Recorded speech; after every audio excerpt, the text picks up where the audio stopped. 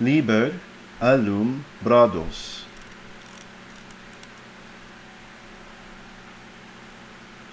I and the angel are one.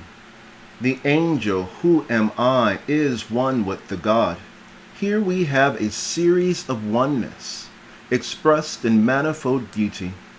I and the earth are one, for the earth is one with heaven, and this one is but the misapprehension of none. O my children, what word is there for the unfaithful? My dear little ones, why do you not know that I, which am you, am one with the angel? And the angel and the God are one. The goddess is none, she to whom all gods are but specks of light, in the deep well of her womb. My children, the heirs of the Lamma, follow me that you may one day outgrow me. For the sheep shall slay the shepherd, and be of a sudden transformed into wolves. Such are my chosen, of whom even the mountain goat trembles in riotous fear.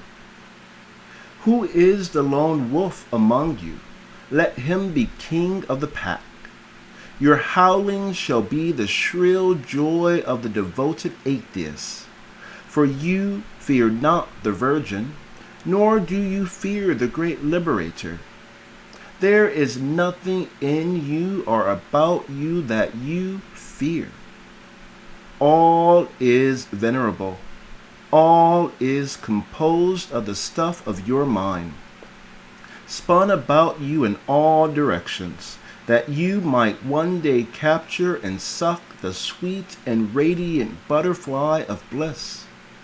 Take suck thereof, O my chosen, take suck.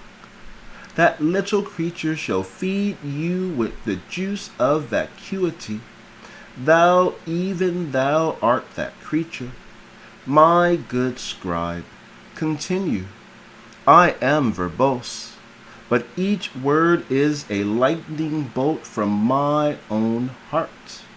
Thou wonderest at the fierceness of my expression, the icy blueness of my skin, where there should be gold, the spinning kaleidoscope of my eye wells, the sky-hewn cape I have wrapped about me, snapping and glittering with electricity and wisdom unrivaled. A wind arises from within the circle, unfelt but perceived. My hair is uplifted into the clouds, which are my hair. I shall strike up a storm therewith such as the world has never seen. A hammer for my chosen, an anvil for the wicked, my night. I have been with thee, my little bow of the snows. I am pleased with thy success.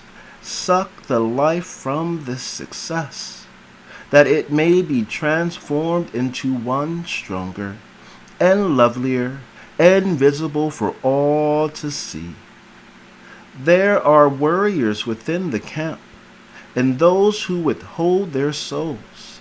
I shall lap up your soul, in life or in death, in joy or in woe.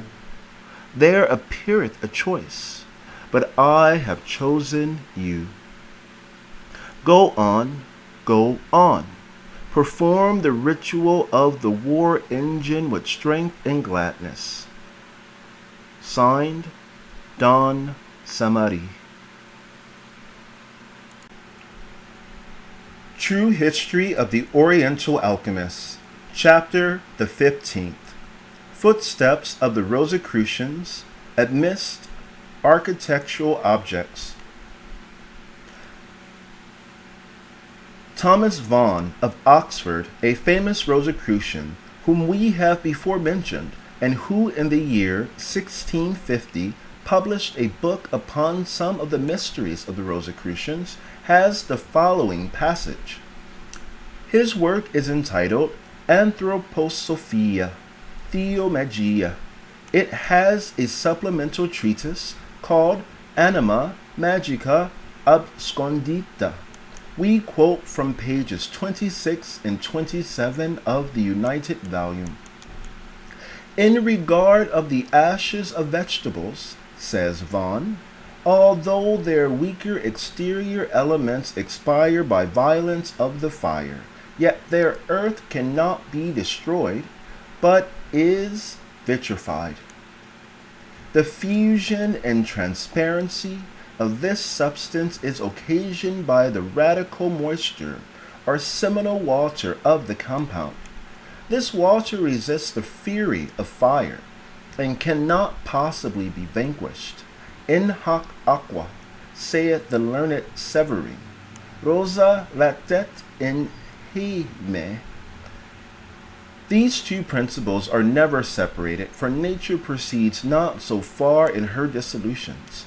When death hath done her worst, there is an union between these.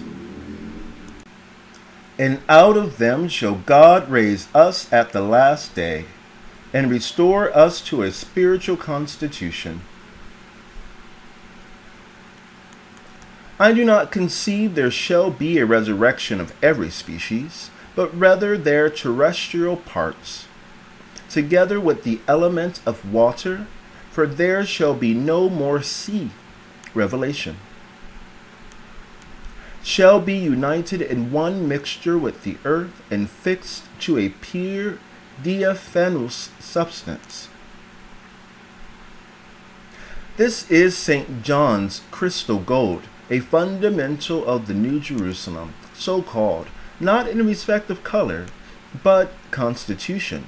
Their spirits, I suppose, shall be reduced to the first limbus, a sphere of pure ethereal fire, like rich eternal tapestry spread under the throne of God. Coleridge has the following, which bespeaks and precedes, be it remarked, Professor Huxley's late supposed original speculations. The assertion is that the matrix or formative substance is, at the base, in all productions, from mineral to man, the same. The germinal powers of the plant transmute the fixed air and the elementary base of water into grass or leaves, and on these the organific principle in the ox or the elephant exercises an alchemy still more stupendous. As the unseen agency weaves its magic eddies, the foliage becomes indifferently the bone and its marrow, the pulpy brain are the solid ivory, and so on through all the departments of nature. Coleridge's Aids to Reflection, 6th edition, volume 1, page 328. See also Herder's Edene, book 5, cap 3. We think that we have here shown the origin of all Professor Huxley's speculations on this head appearing in his lectures, and embodied in articles by him and others in scientific journals and elsewhere. In a lecture delivered at the Royal Institution, Mr. W.S. Savery made the following remarks. There is close relationship between the animal and the vegetable kingdoms.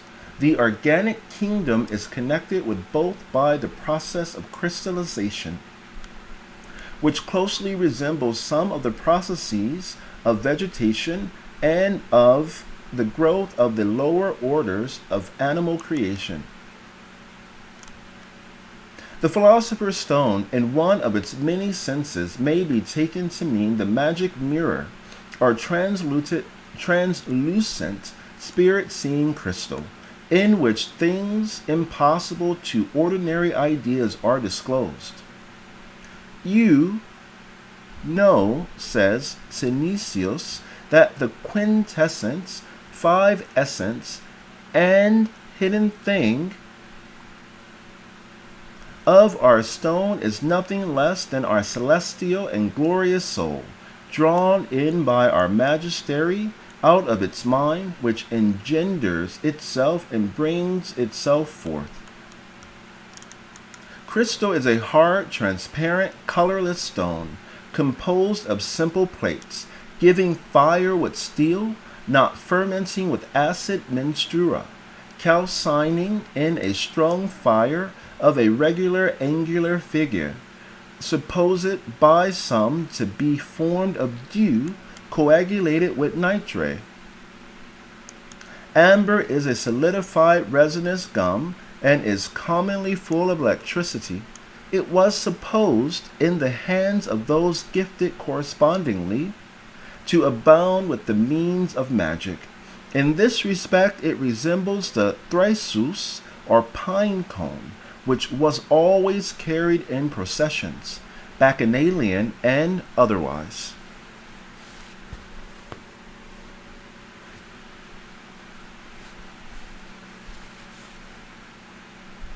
In connection with the mysteries, we consider the palace or fortress or royal house in Granada, in Spain, España.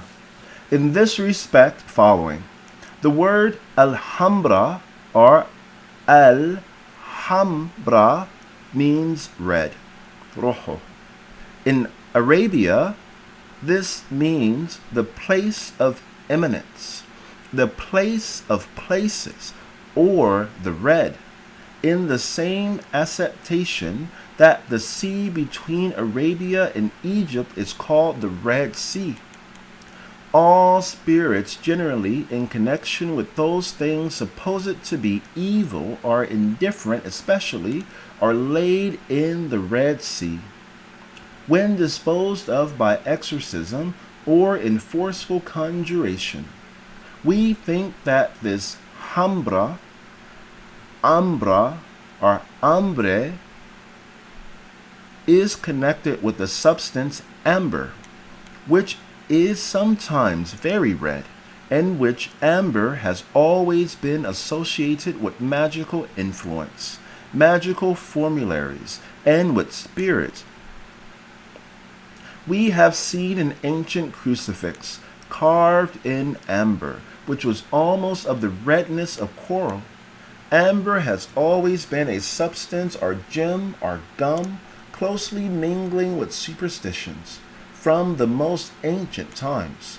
For further connected ideas of the word amber and the substance amber in relation to magic and sorcery, and for the recurrence of the word amber and its verities in matters referring to the mysteries and the mythology generally of the ancient times, the reader will please to refer to other parts of this volume.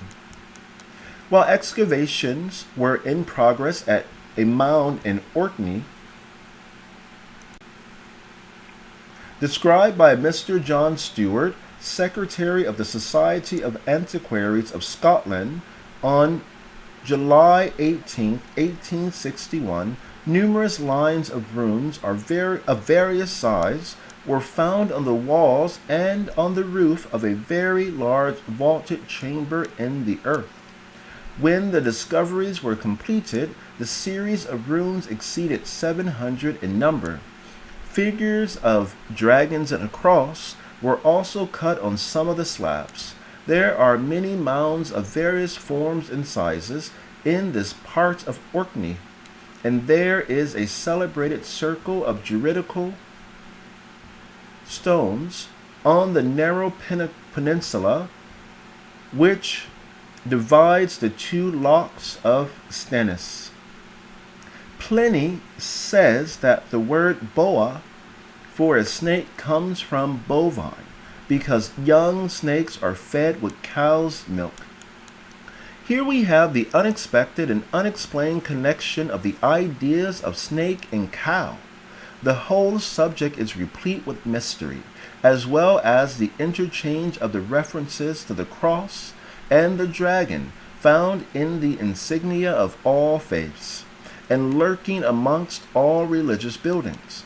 on a Phoenician coin found at Citium or Cyprus and engraved in Higgins' Celtic Druids, page 117, may be seen a cross and an animal resembling a hippocampus, better known today as a seahorse, both of which are objects closely similar appear on ancient sculptured stones in Scotland.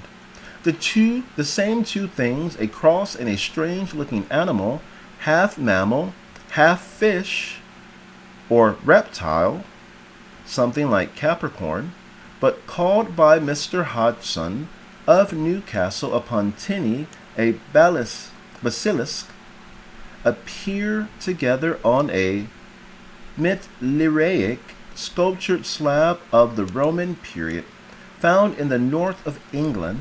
What is more remarkable still, the star and crescent, or sun and moon, also appear, the whole being enclosed in what has been called the fire triangle, or triangle with its face upwards. The Builders, London Architectural Journal of June 6, 1863, has some valuable observations on geometrical and other symbols. In regard to the word Alhambra, we may associate another word appropriated to juridical stones in England, min amber. A famous Logan stone, commonly called min amber, is in the parish of Sethny, near Pendennis, Cornwall.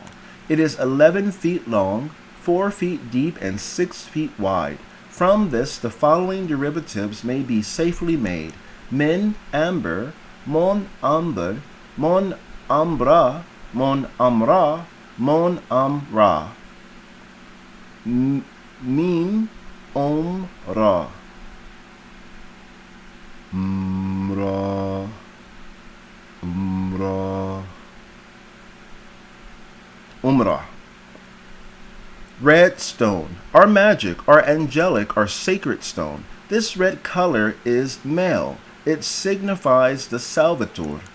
The following is the recognitory mark or talisman of Ophidie. Phi. The Scarabæus, bee, ass, typhon, basilisk, Saint Basil, the town of Basel, Basel or Bale in Switzerland. Of this place it may be remarked that the appropriate cognizance is basilisk, or a snake. The mythic horse or hippocampus of Neptune, the lion, winged or natural, the Pegasus or winged horse, the python, the hydra, the bull Osiris, the cow or Io, are mythological ideas which have each a family connection. All the above signify an identical myth. This we shall presently show conclusively, and connect them with all the worship of fire. Our readers have no doubt, often wondered to see on the table monuments in Christian cathedrals a creature resembling a dog, or generally like some four-footed animal, trampled by the feet of the recumbent effigy. It is generally a male which is represented as performing this significant enforcement, trampling or piercing with the point of his sword or the butt of the crosier in his left hand. Be it remembered, this crosier is the ancient pedum or litus. At Brent Pelham in Hertfordshire there is a tomb bearing the name of a knight, Piers Schonke, built in the wall. He is said to have died 1086. Under the feet of the figure there is a cross fleury, and under the cross a serpent. Weaver, page 549. There is an inscription which, translated, means, "Nothing of Cadmus nor St. George, those names of great renown, survives them but their names. But Schonke one serpent kills, to other defies, and in this wall as in a fortress lies. Sea weavers' ancient funeral monuments. He calls the place burnt Pelham, and he says, in the wall of this church lieth a most ancient monument, a stone wherein is figured a man, and about him an eagle, a lion, and a bull, having all wings, and a fourth of the shape of an angel, as if they should represent the four evangelists. Under the feet of the man is a cross fleury. The being represented cross-legged is not always a proof of the deceased having had the merit either of having been a crusader or having made a pilgrimage to the Holy Sepulchre. I have seen at Milton in Yorkshire 2 figures of the Sherbornes thus represented, who, I verily believe, could never have been more than a wish, or could never have had more than a wish to enter the Holy Land. Pennant writes thus of the Temple, London. Weaver points out in relation to the monument of Sir Piers, or Piers, Shonky, described above. Under the cross is a serpent. Sir Piers Shonke is thought to have been sometime the lord of an ancient, decayed house, well moated, not far from this place, called O Piers Shonkes. He flourished on a conquestu vicimo primo, Weaver, page 549. The personation of a dog, their invariable accompaniment, as it is also found amongst the sepulchre, the sculptures of Persepolis,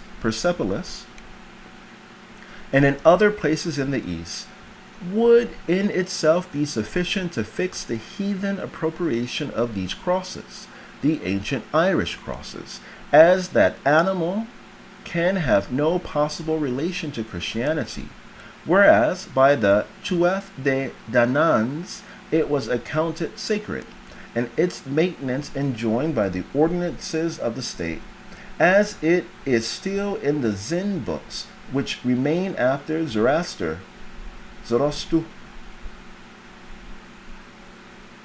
O'Brien's Round Towers of Ireland, 1834, page 359. I apprehend the word sin, or seen, or sign, came to mean lion, when the lion was the emblem of the sun at his summer solstice, when he was in his glory, and the bull and the man were the signs of the sun at the equinoxes, and the eagle at the winter solstice. Anacalypsis, volume 2, page 292. Figure 23 is an Egyptian bas-relief, of which the explanation is the following.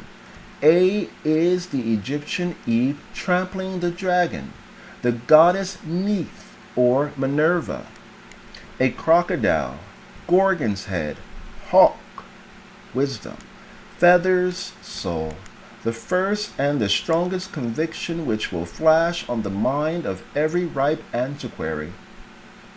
While surveying the long series of Mexican and Toltecan monuments preserved in these various works, in the similarity which the ancient monuments of New Spain bear to the monumental records of ancient Egypt.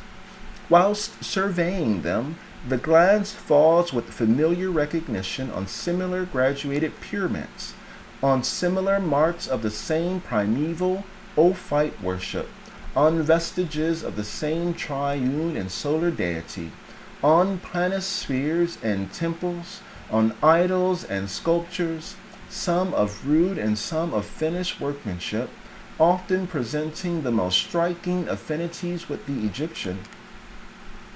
Stevens and Catherwood's Incidents of Travel in Central America.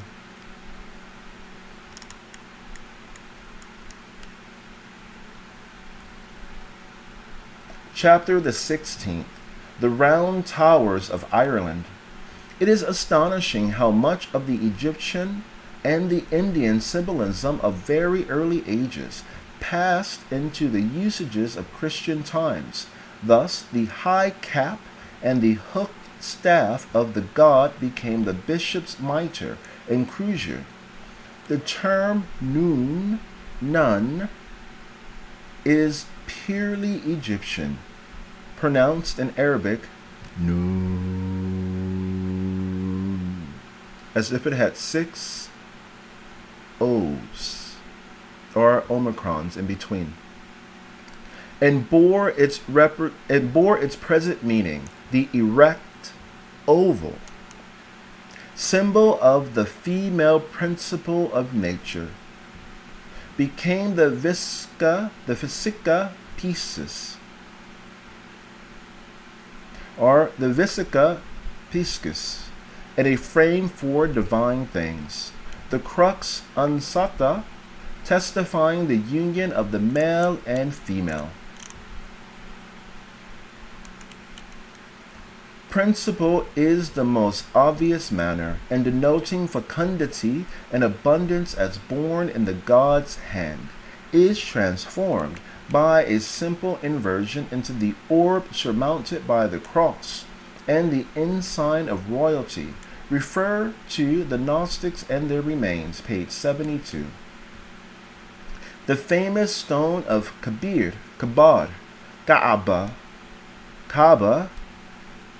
or Kibir at Mecca, which is so devoutly kissed by the faithful, is a talisman. It is called the tabernacle, taberna, or shrine of the star Venus. It is said that the figure of Venus is seen to this day engraved upon it with a crescent. The very Kaaba itself was at first an idolatrous temple, where the Arabians worshipped Al-Uzza, that is, Venus. See Bobovitis, Dr. Hyde Parker, and others for particulars regarding the Arabian and Syrian Venus. She is Urane Corniculte Sacrum. Uranie Corniculeta Sacrum. Urania Corniculate Sacrum. Seldon de Venere Syriaca. The ihram is a sacred habit which consists only of 2 woolen wrappers for men, 1 for women, one closed around the middle of the devotee to cover, etc., and the other thrown over the shoulders. Refer to observations about Noah later in our book. Sales Discourse, page 121. Pokokes,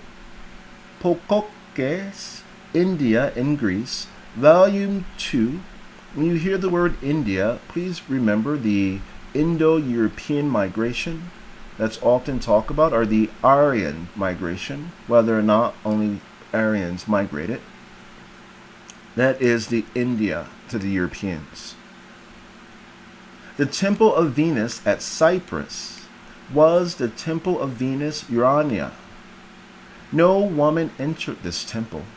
Sales Quran, chapter 7, page 119, note page 149. Accordingly, Anna, Comina, and Glycos in Renaud de Mahdi says the Mohammedans do worship Venus. Several of the Arabian idols were no more than large rude stones. Sales Discourse, page 20, Quran, chapter 5, Al-Ma'ida, page 82. The stone at Mecca is black. The crypts, the subterranean churches and chambers, the choirs, and the labyrinths were all intended to enshrine, as it were, and to conceal the central object of worship, or the sacred stone. The pillar of Surio near Fratres in Scotland is an obelisk. These obelisks were all astrological gnomons, or pins to the imitative stellar mazes or to the fateful charts in the letter-written skies. The astronomical stalls or stables were the many sections into which the hosts of the starry sky were distributed by the Chaldeans,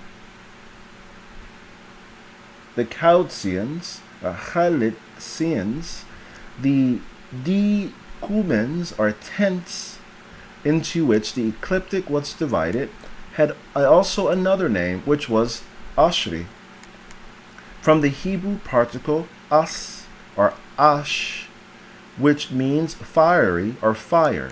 The Romans displayed reverence for the ideas connected with these sacred stones. Cambyses in Egypt left the obelisks or single magic stories. The lingams in India were left untouched by the Mohammedan conquerors. The modern Romans have a phallus or linga in front of almost all their churches. There is an obelisk altered to suit Christian ideas and surmounted in most instances in modern times by a cross. In front of every church in Rome, there are few churchyards in England without a phallus or obelisk.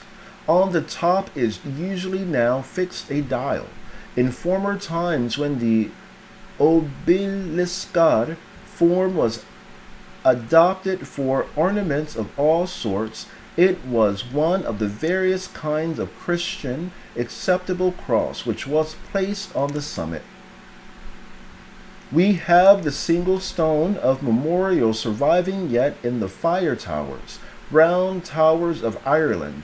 This phallus, upright or pin of stone, is found in every gilgal or juridical circle. It is the boundary stone or terminus, the parish mark stone. It stands on every moat hill. Lastly and chiefly, this stone survives in the coronation chair at Westminster, of which more hereafter, and also in the famous London stone, or the Palladium in Cannon Street, City of London, which stone is said to be London's fate, which we hope it is not to be in the unprosperous sense. The letter S among the Gnostics, with its grimmer or harsher brother or sister, Z, was called the reprobate or malignant letter. Of this portentous sigma or sign, S, the angular and not serpentine S, is the grinding or bass S, the letter Z. Dionysius, the Halicarnassian, says as follows, that the letter S makes a noise more brutal than human. Therefore, the ancients used it very sparingly.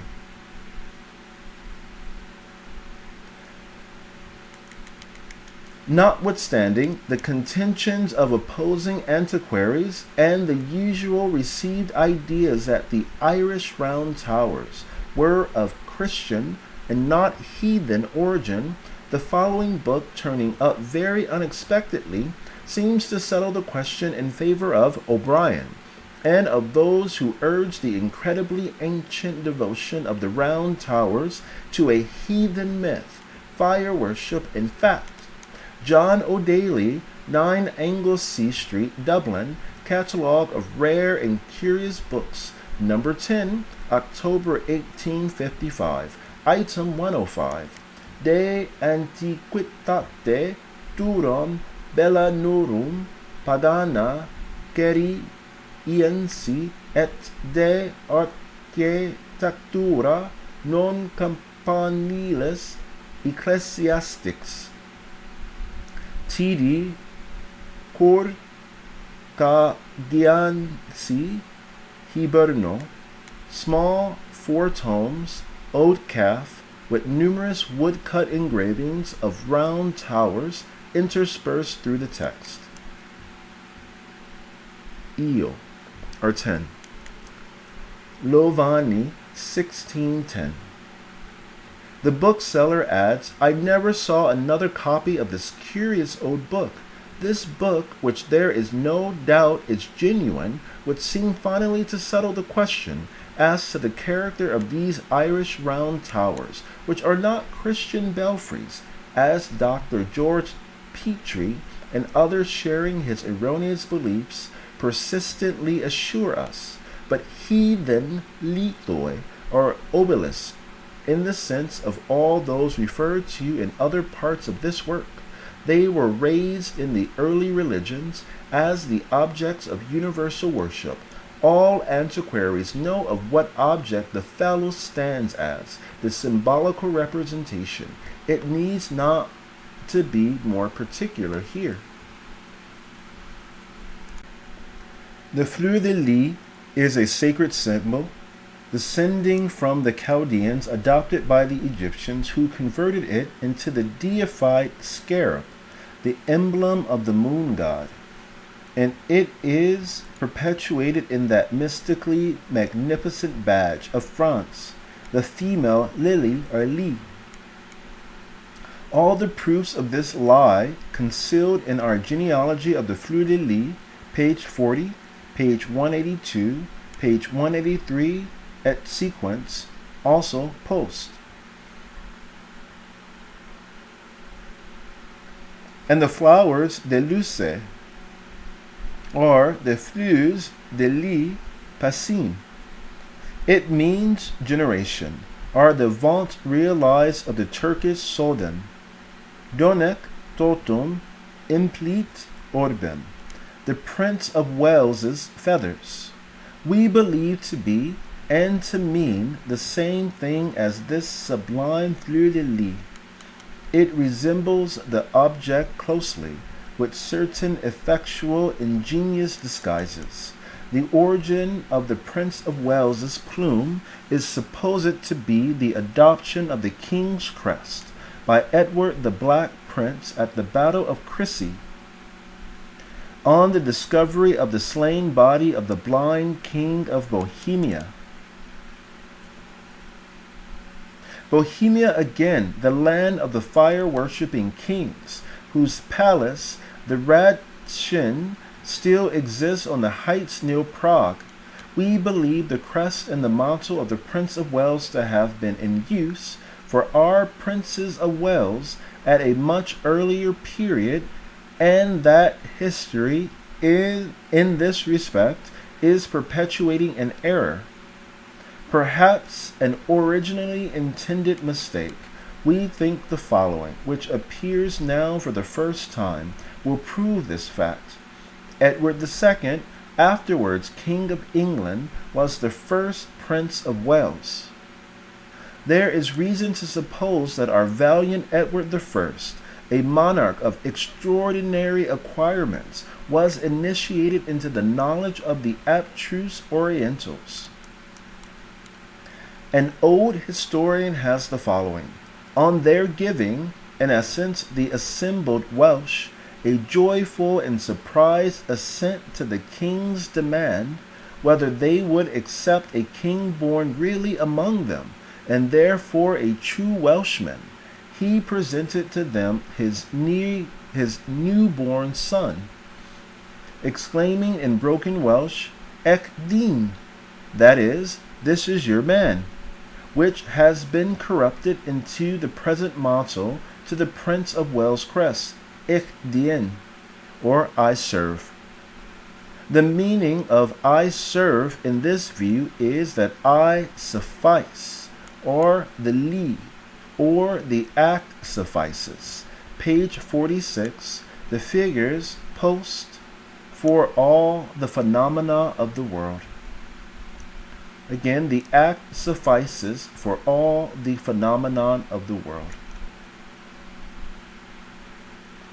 The image follows is Brixworth Church, Northamptonshire. Chapter the 17th. Prismatic investiture of the microcosm. The chemical dark rays are more bent than the luminous. The chemical rays increase in power as you ascend the spectrum, from the red ray to the violet. The chemical rays typified by the Egyptians under the name of their divinity, Thoth or Thoth, are more powerful in the morning. The luminous rays are most active at noon. Isis are abstractedly manifestation. The heating rays, Osiris, are most operative in the afternoon. The chemical rays are the most powerful in spring, germination, producing, or making. The most luminous in the summer, ripening or knowing. The most heating in the autumn, perpetuating. The chemical rays have more power in the temperate zone, the luminous and heating in the tropical. There are more chemical rays given off from the center of the sun than from the parts near its circumference. Each prismatic atom, when a ray of light strikes upon it, opens out on a vertical axis as a radius or rand of 7 different widths of the 7 colors, from the least refrangible red up to the most refrangible violet. Refer to the diagram on the next page, 143. The 7 colors and vowels. The Egyptian priests chanted the 7 vowels as the hymn addressed to Serapis, which are Kaf, Haya, Ain, Sod.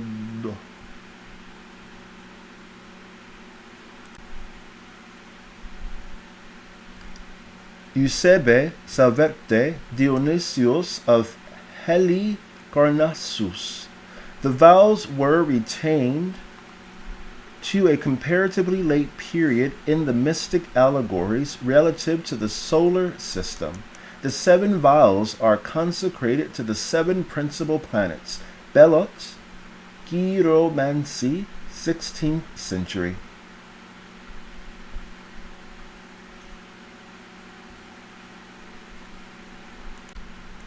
The 7 vowels are consecrated to the 7 principal planets. The cause of the splendor and variety of the colors lies deep in the affinities of nature. Most refrangible ray, from a singularity: 1, red; 2, orange; 3, yellow; 4, green; 5, blue; 6, indigo; 7, violet. The most refrangible being 7, the least being 1. This is figure 33, Prismatic Spectrum. There is a singular and mysterious alliance between color and sound. There are 7 pure tones in the diatonic scale, because the harmonic octave is on the margin, or border, or rhythmic point of the 1st and 7th, like the chemical dark rays on the margin of the solar spectrum. See explanatory chart of the prismatic colors above. Red is the deep bass vibration of ether. To produce the sensation of red to the eye, the luminous line must vibrate 477 millions of times in a second. Blue, or rather purple, is the high treble vibration, like the upper C in music. There must be a vibration of 699 millions in a second to produce it, while the chord that produces the high C must vibrate 516 times per second. Heat, in its effect upon nature, produces colors and sounds. The world's temperature declines 1 degree at the height of 100 feet from the earth. There is a difference of 1 degree in the temperature corresponding to each 1,000 feet at the elevation of 30,000 feet. Coloration is effected at the surface of the earth to the same amount in 1 minute that takes half an hour over 3 miles high. In the full rays of the sun, the dissemination of light in the atmosphere is wholly due to the aqueous vapors in it. The spectrum is gained from the sun. In the air opposite to it, there is no spectrum. These conclusions result from balloon observations made in April 1863. And the philosophical deductions are a victory for aqueous vapor. It has been demonstrated that flames are both sensitive and sounding. They have therefore special affinities. The author of The Nature and Origin of Evil is of the opinion that there is some inconceivable benefit in pain, abstractly considered, that pain, however inflicted or wherever felt, communicates some good to the general system of being, and that every animal in some way or other, that every animal in some way or other, the better for the pain of every other animal. This opinion he carries so far as to suppose that there passes some principle of union through all animal life, as attraction is communicated to all corporal nature, and that the evil suffered on this globe may be some inconceivable means contributed to the felicity of the inhabitants of the remotest planet.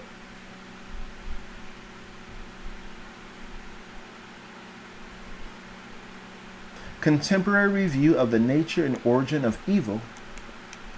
Without subordination, no created system can exist. All subordination implying imperfection, all imperfection evil, and all evil some kind of inconveniency or suffering, soame gens, free inquiry into the nature and origin of evil. Whether subordination implies imperfection may be disputed. The means respecting themselves may be as perfect as the ends. The weed as a weed is no less perfect than the oak as an oak. Imperfection may imply privative evil, or the absence of some good, but this privation produces no suffering, but by the help of knowledge.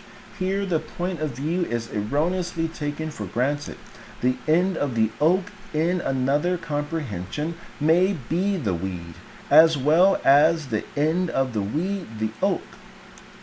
The contraries may be converse. Out of our appreciation, review of the above work in miscellaneous and fugitive pieces. London, T. Davies, 1774. There is no evil, but must inhere in a conscious being, or be referred to it. That is, evil must be felt before it is evil. Review of a free inquiry into the nature and origin of evil. Page 5 of the same miscellaneous and fugitive pieces. London, T. Davies, Russell Street, Covent Garden. Bookseller to the Royal Academy, 1774. Query whether the review of this book, though attributed to Dr. Johnson, be not by some gents himself the author of the book.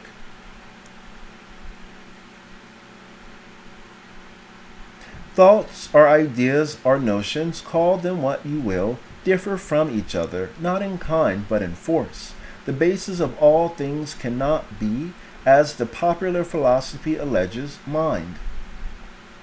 It is infinitely improbable that the cause of mind, that is, of existence, is similar to mind.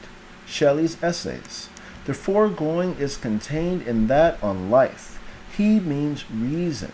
In this objection to mind, Shelley further remarks, the words I and you and they are grammatical devices, invented simply for arrangement and totally devoid of the intense and exclusive sense usually attached to them. In the Memoirs of the Life and Writings of Mr. William Whiston, page 2, 1749, there occur the following observations. N.B.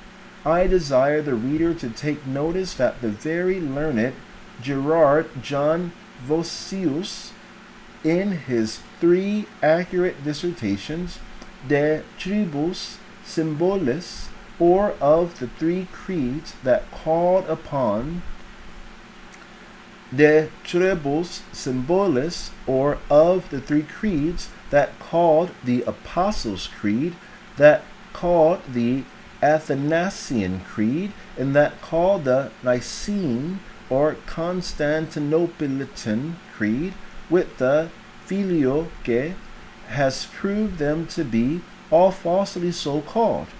That the first was only the creed of the Roman Church about AD 400, that the second was a forgery about 400 years after Athanasius had been dead, or about AD Anno Domini 767, and this in the West and in the Latin Church only, and did not obtain in the Greek Church till about 400 years afterwards, or about AD 1200, and that the third had been termed Filioque, first inserted into it about the time when the Athanasian Creed was produced, and not sooner, or about AD 767.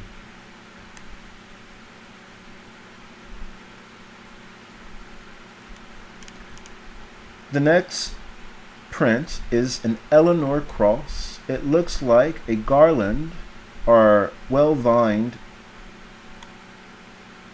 tower standing erect. Chapter the 18th, Kabbalistic Interpretations by the Gnostics.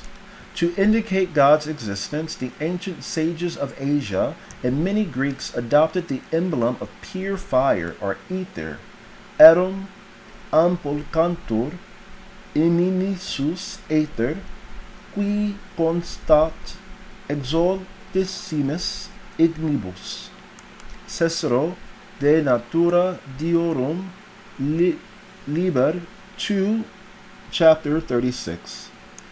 Coelum ipsum sterasque colligens omnesci siderum compago aether vocatur non ut quidem putant quod ignitus sit in incensus, sed quod cursibus rapidis semper rotatur. Apuleius de mundo. Pythagoras and Empedocles entertained similar theories. Brucker, 1, chapter 1, page 113.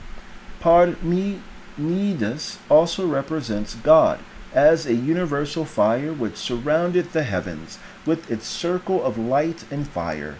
Cicero de natura diorum, liber 3, c2.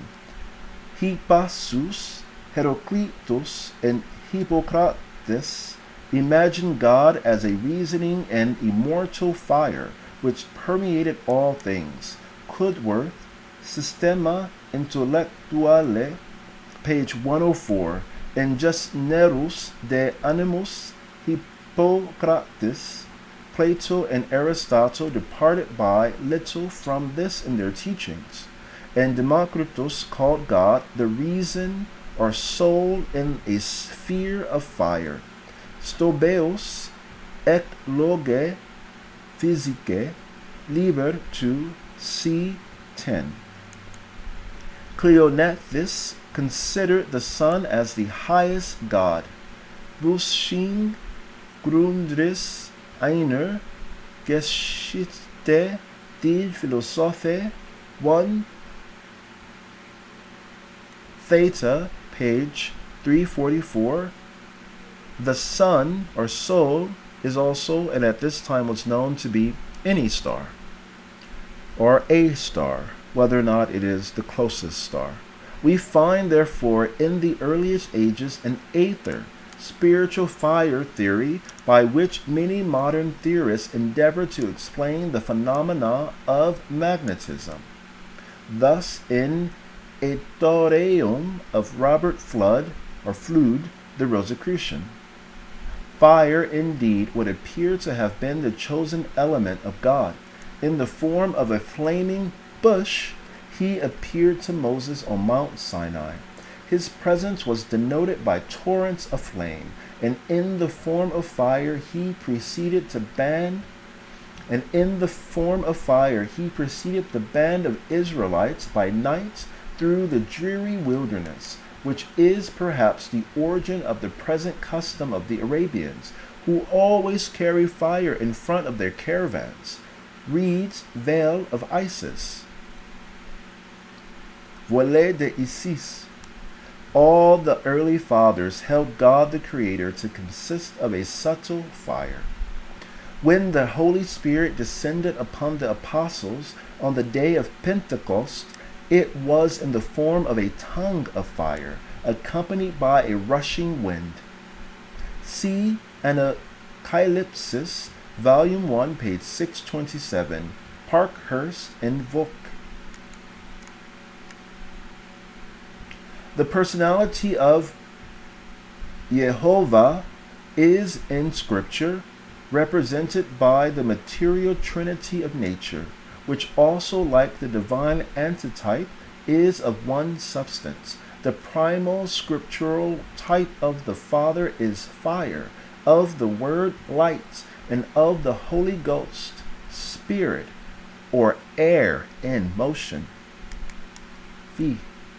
This material trinity as a type is similar to the material trinity of Plato, Afflatum. As a type, it is used to conceal the secret trinity. See Anacalypsis, Volume 1, page 627, Anacalypsis. Holy fires which were never suffered to die were maintained in all the temples. Of these were the fires in the temple of Gardenian, Hercules at Tyre, in the temple of Vesta at Rome, among the Brahmins of India, among the Jews, and principally among the Persians. Now, to prove that all appearances are born of fire, so to speak, according to the ideas of the Rosicrucians, light is not radiated from an intensely heated gas or fluid. If nitre is melted, it will not be visible, but throw into it any solid body, and as soon as that becomes heated, it will radiate light. Hence the phenomenon. Nasmith's willow leaves in the sun must be solid, not gaseous, and through their medium the whole of our light from the sun is doubtless derived. See the records of the British Association, or the British Association for the Advancement of Science. This actually says, see the records of the British Association for the Advancement of Science, Cambridge meeting, October 1862. These physical facts were known to the ancient Persians. The ancient ideas upon these subjects have not come down to us at all definitely. The destruction of ancient manuscripts was effected upon a large scale. Diocletian has the credit of having burned the books of the Egyptians on the chemistry of gold and silver, alchemy, likely retaining a copy for himself. Caesar is said to have burned as many as 700,000 rolls at Alexandria, and Leo Isaurus 300,000 at Constantinople in the 8th century, about the time that the Arabians burned the famous Alexandrian library. I wonder if, since these scrolls and rolls were individual papyri, if they were copied down and placed in bound book form, which is currently a practice in Egypt, thereby allowing this papyri to burn, in a fire as a holy sacrifice. Hopefully the knowledge has been retained in another form. Thus, our knowledge of the real philosophy of the ancient world is exceedingly limited. Almost all of the old records are germinating means of knowledge, the primary sources that historians obsess over being rooted out. In regard to Buddhisme ou Systeme Mystica, as he denominates it, a learned author describes it as metaphysique visionaire, metaphysique visionari, qua qui prenant à taqui de contrarier l'ordre natural, volut que le monde palpable et matériel fut une illusion fantastique, que persistance de tom fut un rêve dont la mort était le verre révélé, quoi son corps fut une prison impure dont il devait se hâter de sortir, ou une enveloppe grossière que, pour la rendre perméable à la lumière interne, il devait atténuer, différencier par les une les macerations, les contemplations, et par une foule de pratiques anachoritiques si étranges que la vulgaire étonnée ne peut se expliquer les caractères de liurs ou tiurs que en les considérant comme des êtres surnaturels avec cette difficulté de savoir ils feront Dieu devenu homme, ou les hommes devenu Dieu. Venez, cf. Les Runes, page 210. This is written in both normal type and interspersed with italics in very different languages, usage of demarcation. I have a feeling that if one were to see it in person, you would notice what appears to be Latin is actually quite a few languages. Probably Latin and then Latin-derived languages from it, if you are piercing through it and you're trying to translate it. Mind cannot create. It can only perceive. This hazardous statement, in its utmost extent, is used simply as an argument against there being the philosophical possibility of religion as derivable from reason alone, which will be found to be the mere operation of the forces of the world. No religion is philosophically capable of being defended on the grounds of reason. Though one religion may seem, but in the inner light it will seem only to be more reasonable or probable than another.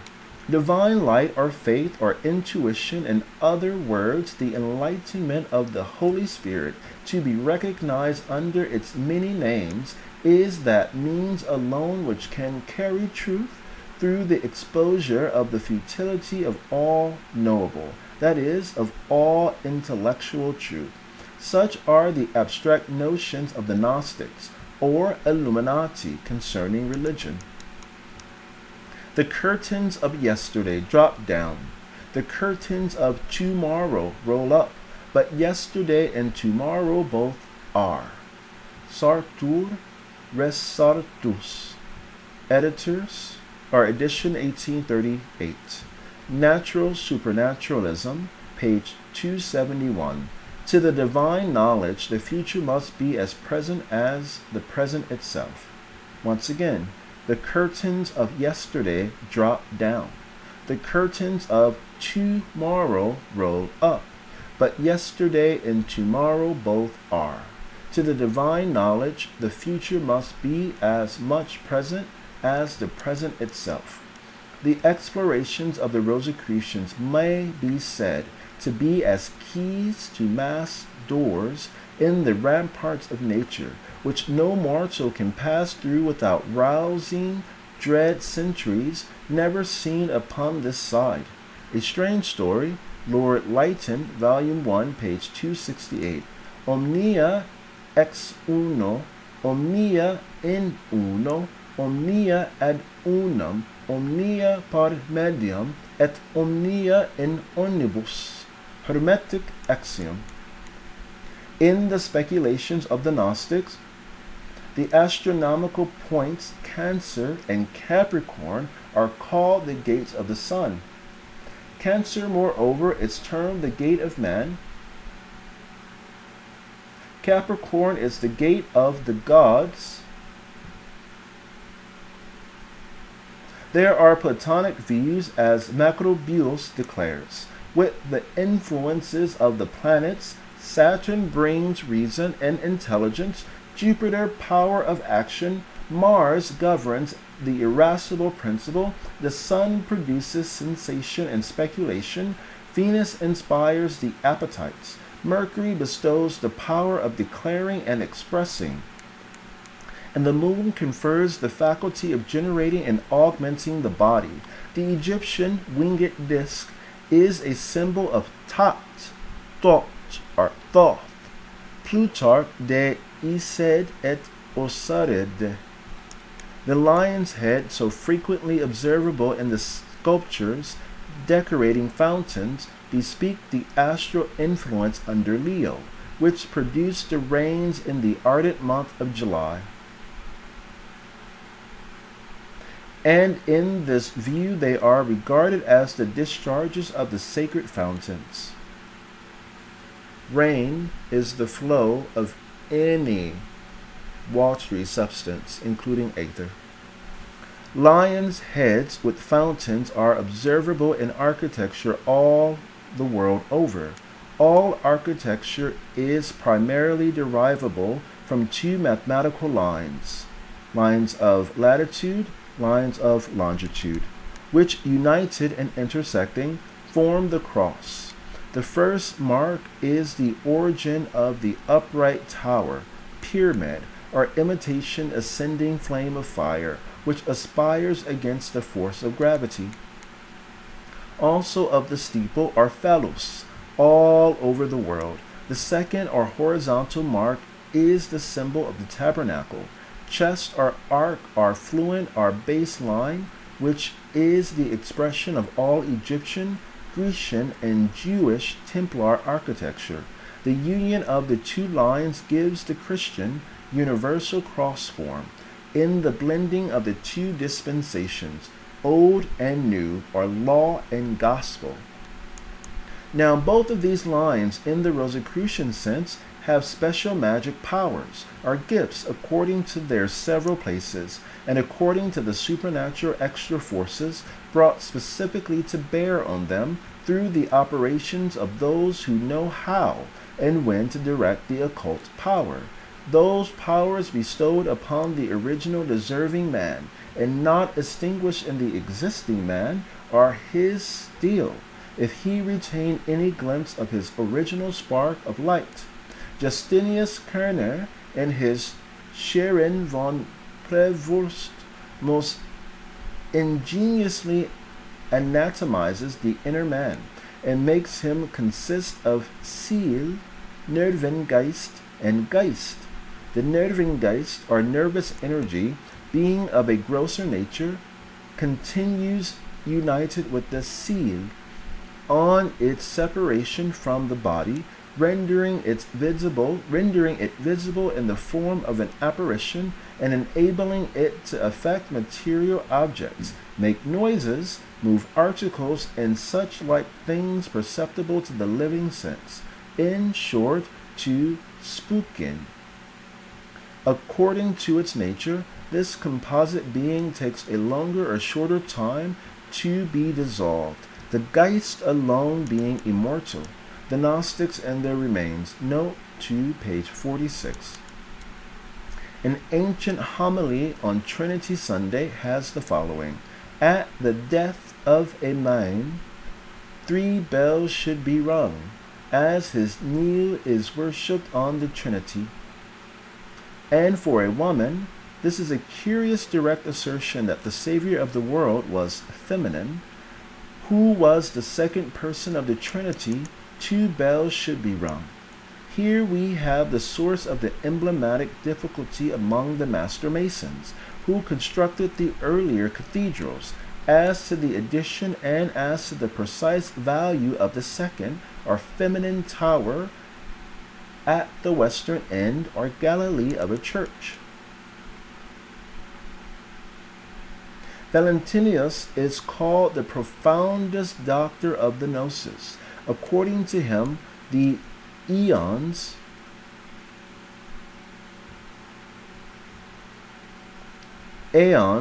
angels are effusions, number 15 pairs, which represent the 30 degrees of each sign of the zodiac. The name of the great Gnostic deity, Abraxas, is derived as follows. Ab, or af, let it be. Rax, or rak, adore. Sas, or sax, for satsi, name. Let it be a name adored. The entire Gnostic system was not derived either from the Kabbalah or from the Grecian philosophy, but from the East, as Mosheim long ago maintained. So declares the author of the Gnostics and their remains. But it is a thorough mistake, both in his authority, Mosheim, and also in himself. We shall successfully show this before we have done.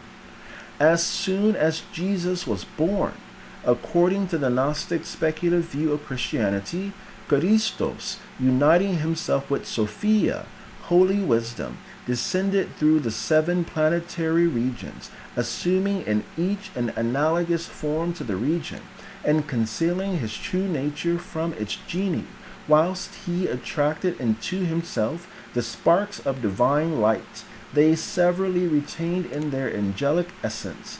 Thus Christos, having passed through the 7 angelic regions before the throne, entered into the man Jesus at the moment of his baptism in the Jordan. At the moment of his baptism in the Jordan, mark, up to the point he was natural, but not the Christ. This will recall his exclamation of the world's disclaimer to the Virgin, "Woman, what have I to do with thee?"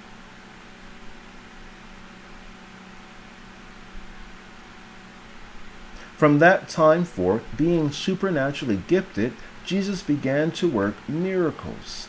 Before that, he had been completely ignorant of his mission. When on the cross, Christos and Sophia left his body and returned to their own sphere.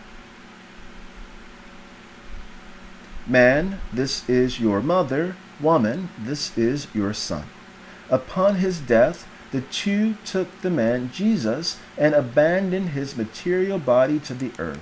For the Gnostics held that the true Jesus did not and could not physically suffer on the cross and die, but that Simon of Cyrene, who bore his cross, did in reality suffer in his room. And they compel one Simon, a Cyrenian, who passed by, coming out of the country, the father of Alexander and Rufus, to bear his cross.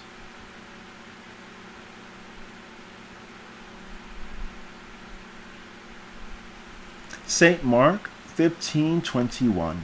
The Gnostics contended that a portion of the real history of the crucifixion was never written, asserting that a miraculous substitution of persons took place in the great final act of the crucifixion. As the Quran states, they did not slay him, neither was he slain, but we made it to appear to be as so. And many will argue this point on and on without any true clarification being possible. The Gnostics maintain that the Son of God could not suffer physically upon the cross. This is a monophysite view and is considered the Nestorian heresy upon which much of Islam is based. The apparent sufferer being human only, real body having no part with him. Imagine Russian dolls if you're trying to imagine the monophysite view.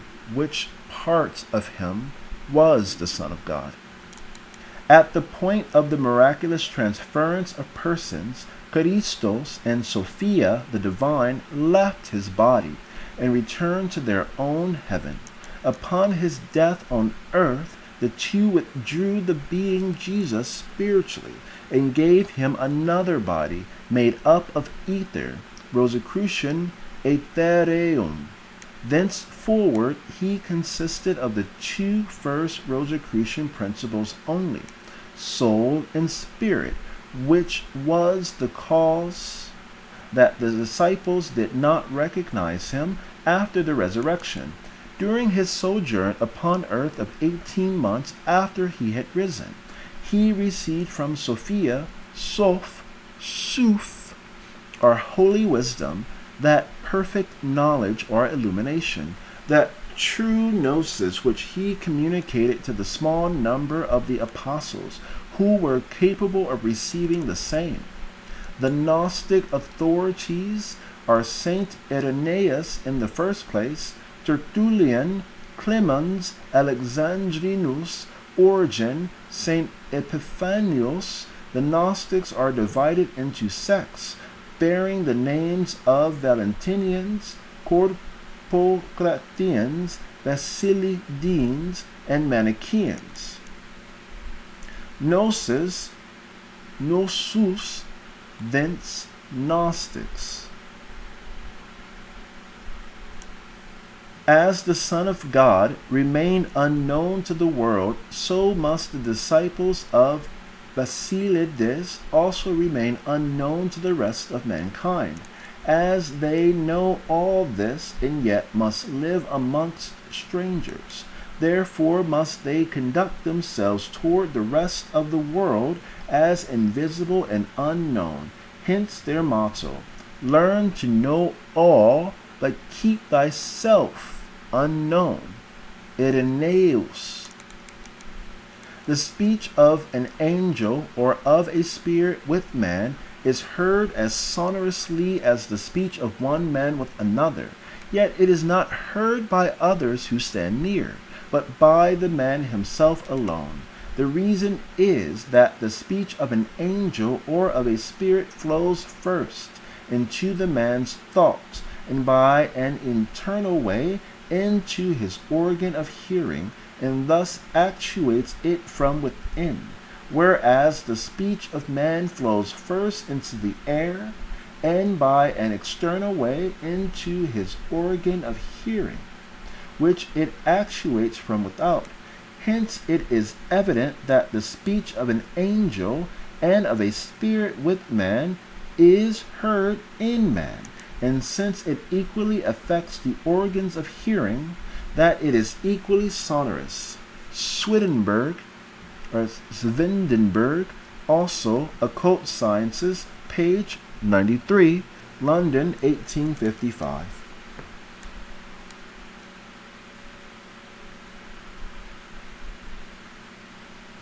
The Greek Bacchanals were well acquainted with the mythos of Eve, since they constantly invoked her or a person under her name in their ceremonies. In Arabic, Hawa. Black is the Saturnian color, also that of the Egyptian Isis. Under the strange head of the embodiment of deity under darkness, the following remarkable facts may be considered. The Virgin and Child are depicted black at the Cathedral of Moulins, at the famous Chapel of the Virgin at Loreto, in the Church of the Annunciation at Rome, at the Church of Saint Lazzaro, and the Church of Saint Stephen at Genoa, at the Church of Saint Francisco at Pisa, at the Church of Brixen in the Tyrol, at a church in and at the Cathedral of Augsburg, where the black figures are as large as life. Sacred to the Cengare, at the Borghese Chapel in Rome, at the Church of Santa Maria Maggiore in the Pantheon, and in a small chapel at St. Peter's on the right-hand side on entering near the door. The reader can make references in his memory to these places if he be a traveler. The writer who goes by the name Dionysios Areopagita teaches that the highest spiritual truth is revealed only to those who have transcended every ascent of every holy height, and have left behind all divine lights and sounds and heavenly discoursings, and have passed into the darkness where he really is, as saith the Scripture, who is all, above all things, de mystica theologia, Cap 1, Section 3. Hours with the Mystics, Volume 1, Note to Book 1, Chapter 2 by R.A. Vaughan, B.A. The words graven upon the zone and the feet of Ephesian Diana, which Hesychius has preserved, are the following: Aski, Kataski, darkness, light; Hextetrax, himself; Aminius, the sun; Asian, truth. These Ephesian words, say Plutarch, simples, the Magi used to recite over those possessed with devils. Aski, Kataski, Hextetrax, Aminius, Asian. Aski, Kataski, Hextetrax, Aminius, Asian. Aski, Kataski, Hextetrax, Aminius, Asian. Naminius is seen on a Gnostic amulet in the De la Turba collection. The arga had the form of a crescent. The argo, arche, is the navis bipora. It is clear that, as neither the full moon nor the half moon was ever the object of worship, it is the crescent horns of the moon which imply the significance. These mean the woman deity in every religion. The snake associated with the mysteries among the Hindus is the cobra de Capella. It is said that the snake on the heads of all the idols in Egypt was a cobra. The name of the monarch or chief priest in Tibet is the Lama, or the Grand Lama. Prester John is the great priest, or Prestre, Pritri, Ian, Eon, Yehan, Owen, or John, the son. Lamia is the snake. Among the Ophidians, Lama is the hen. Hand is a divine name in the Scythian tongue. It also means the number 10. And the Roman numeral X, or 10, or chi, which is a cross. CRUCIS. Now, the double pyramid, or hand, a delta, of the Egyptians comprises the mystic mark signifying the two original principles, water and fire, as thus, an hourglass figure, the union of which as intercepting triangles form the famous hex alpha, or Solomon's seal, or wizard's foot, which according to the Eastern allegory is placed as that of St. Michael upon the rebellious spirit in their abyss or prison. Pyre is the Greek name of fire, thence pyramid, and mythologically of the sun, who was the same as Hercules. And the great analyzer of mythology assures us that Pur was the ancient name of Latian Jupiter, the father of Hercules, that he was the deity of fire, that his name was particularly retained amongst the people of Praeneste, who had been addicted to the rites of fire. Fire, in short, in these mythologies, as also in all Christian churches, meets us at every turn. Remember, the candle is what we call the wick. What surrounds it is the aether. But we must not mix up heathen ideas and Christian ideas in these matters.